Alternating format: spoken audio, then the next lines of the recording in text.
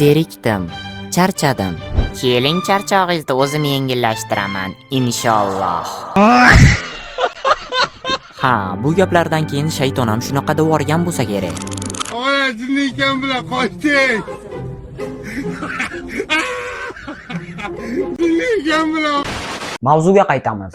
Zerikdim va charchadim deb yozgan qizga ko'plab javoblar keldi. Masalan, salom, nega zerikasiz? Nega? Nima uchun? Nimadan zerikdingiz? Keling birga vaqt o'tkazamiz. Zerikmisiz? Zerikkan bo'lsang bu dunyoni g'amidan. Nega chiqding sen oyijoningni? Uydan? O'zingizga yoqadigan hobbi tanlab oling. Hozir nimani sezdingiz? Agar hech nimani sezmagan bo'lsangiz, men sezdim. Bir yosh qiz bilib yoki bilmasdan nimanidir yozib qo'ydi. Endi unga javob beryapti turgan insonlarning profil rasmiga qarang. Ular yosh yigitlar emas. Katta kishilar, oilali insonlar. Bir ikkitasi ajrashgan bo'lishi mumkin. Lekin bu degani nabirasining qizga ishqiy munosabatda yozish kerak deganimi? Nima ularni yozishga haqqi yo'qmi? Uyam odam axir. Tasavvur qil seni dadang, opang yoki singling tengi qizlarga cho'qinib yuribdi. Bu holatga nima deysan? 2024-yildagi statistikaga ko'ra, dunyoda 650 milliondan ko'p qizlar 18 yoshgacha jinsiy zo'ravonlikka uchragan. Va bu degani har 5 ta qizdan bittasi. Ya'ni 18 yoshga to'lmagan o'smir yoshdagi har 5 ta qizdan bittasi demoqchiman. Yo, sal chuqurlashib ketdik. Kelinglar endi 15 ta kam chollarni profilini tekshirib chiqamiz. Bu opaga ham bu bomikin o'zini rasmini internetga joylab, endi hozirgi brat bunga ham yozibdi. Doktor salom, men bemorman sizga.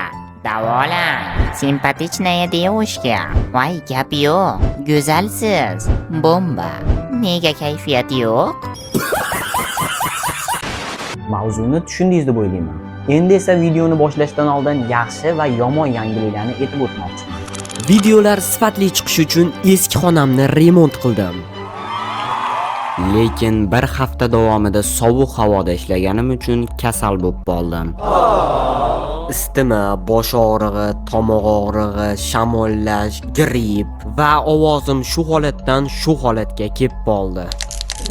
Tomog'imga nima urdi onasi? Bu. Hozirlaring yo'q. Va nihoyat 4-5 kun deganda tuzaldim. Va keyin nima bo'ldi bilasizmi? YouTube kanalim bloklanib o'chib ketdi. Tasavvur qilyapsizlarmi? Shuncha yillar davomida shuncha mehnat qilib chiqargan videolarim, to'plagan obunachilarim endi yo'q. Tabiiyki qattiq stressga tushdim, siqildim, bo'g'ildim va buning oqibatida yana kasal bo'lib qoldim. Bosh og'rig'i va holsizlik. 4-5 kun davomida qancha dori ichib harakat qilsam ham baribir tuzala olmadim. Va markaziy shifoxonaga borishga majbur bo'ldim. Aniqrog'i, hatto yurishga ham kuchim yo'q. Meni olib borishdi. Doktorning aytishicha bu stressdan. Va Instagramda obunachilarimga bo'lgan voqealarni tushuntirib berdim va ular kanalim bloklanib ketgan bo'lsa, buni qo'rqinchli joyi yo'q. Biz chetdamiz, biz o'lganimiz yo'q. Biz qo'llab-quvvatlaymiz, obuna bo'lamiz. Kerak bo'lsa oldingidan ham kuchliroq qilib yangi kanalingni ko'taramiz deyishdi. Va yangi kanalda, yangi formatda, yangi yo'nalishda, yangi ko'rsatuv bilan videoni boshladik.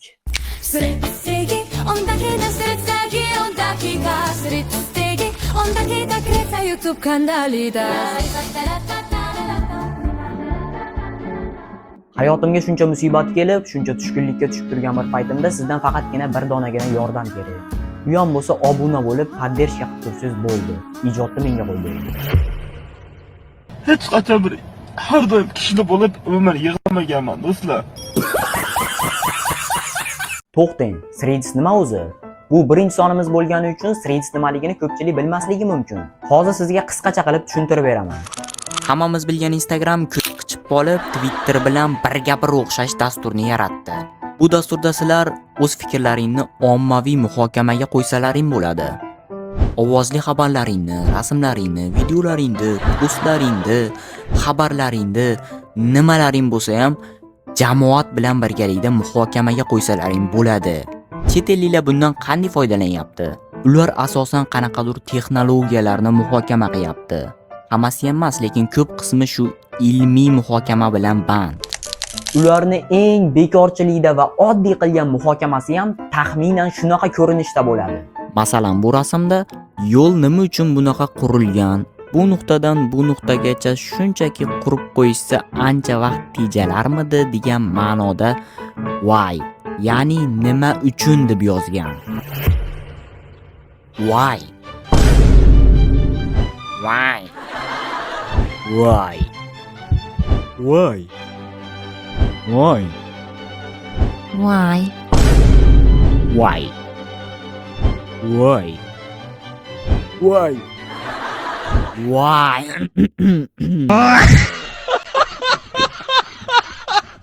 O'zbelachi. O'zbelani yozganini ko'rib yor ko'rsatuvida o'tirganga o'xshaysiz. 33 yoshlik kenayishga kerak. 45 yoshlik kerak emasmi? Kerak. Toping unda. Protein olishga yordam beringlar, yaxshilar. Qiz bolaga nima bor? Proteinchi. Protein emas, bitta go'shtli ukolavaring bo'ldi. Nimani tushundingiz o'zi? To'g'risini aytaymi? Yolg'on shart emas. To'g'risini aytganini prochiga joylab qo'ydim. Like, подписка, keyin prochida bosib qo'ysalaring bo'ldi. Prochida to'lig'i bor. Mana shu prochida yechinib cho'milgan videolarim. Buning uchun prochiga kirishlaring. Bilaman mavzudan ancha uzoqlashib ketdik, lekin o'zingizlar ham ko'rib turibsizlar, bu mavzularni ham kosmosdan olib kelib qo'shib qo'yganimiz yo'q. Zanjir bo'lib ulanib ketyapti. O'zi bu video orqali men yosh katta erkaklarni yosh qizchalarga bo'lgan munosabatini ko'rsatib bermoqchi edim. Lekin ularning munosabati faqatgina yosh qizchalarga cheklanib qolmagan ekan. Uzun sochli inson bo'lsa bo'ldi. Katta ho'kizdek odamlarni qiyab turgan ishini qaranglar. Bejirim. Asal ekansiz. Ты очень красивая. Samanejnost. Salom yaxshi qiz, tanishsak bo'ladimi? Judayam go'zal ekansiz. Yoqtirib qoldim. Tanishsak bo'ladimi? 2016-yil bolachalarda bir-biriga er-xotin oqtarib yurganini ko'rib turib, ota-onalarga aytgan edim. Iltimos, bolalaringdan telefonni olib qo'yinglardi. Endi o'sha bolachalarga murojaat qilmoqchiman. Iltimos, bunaqa ota-onalar bo'lsa telefonni olib qo'yinglar. 5 qo'l barobar bo'lmagandek hamma yosh katta insonlar ham cho'qinib yozadi degani emas. Ularga ham cho'qinib yozishadi. Maqsad esa bitta. O'zingcha osmonsan deydigan odamlarga bitta gap. Yer bilan bitta bo'lib yurgandan osmon bo'lib yurganim yaxshi.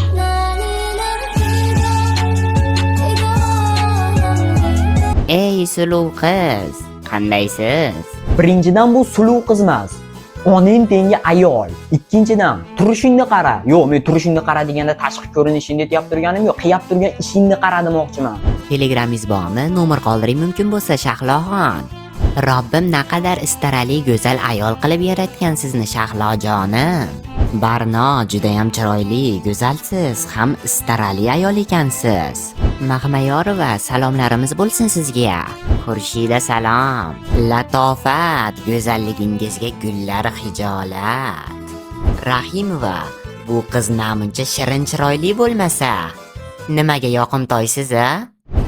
Muslima, telegramingiz bormi? Nomer qoldiring iltimos.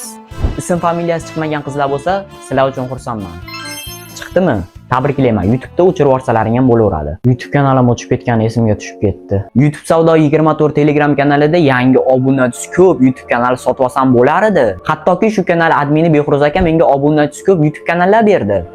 Lekin men bu kanallarni sizlarga bermoqchiman. Chunki bilaman ichingizda YouTube kanal yurgizishga qiziqadigan insonlar ko'p. Kanalda olish shartlari juda ham oson. Ekraninglardagi QR kodni skaner qilasizlar yoki video ostidagi havolaga bosib Telegram kanalimga o'tib olasizlar. Qiynalib o'tirmasdan Telegramga Crazy deb yozsalaring ham Telegram kanalim chiqadi. Faqat fake kanallarga aldanib kirib qolmanglar. Ushbu konkurs postini topib, ishtirok etish tugmasini bosasiz. Bo'ldi, tabriklayman. Inson qachon yolg'iz qolgisi keladi? Dunyodan charchaganda, asablar charchaganda, tualetga borganda. Фотошопери, давайте что-нибудь угарни, не справлюсь без вас. Fıgan kim gerdişi devran.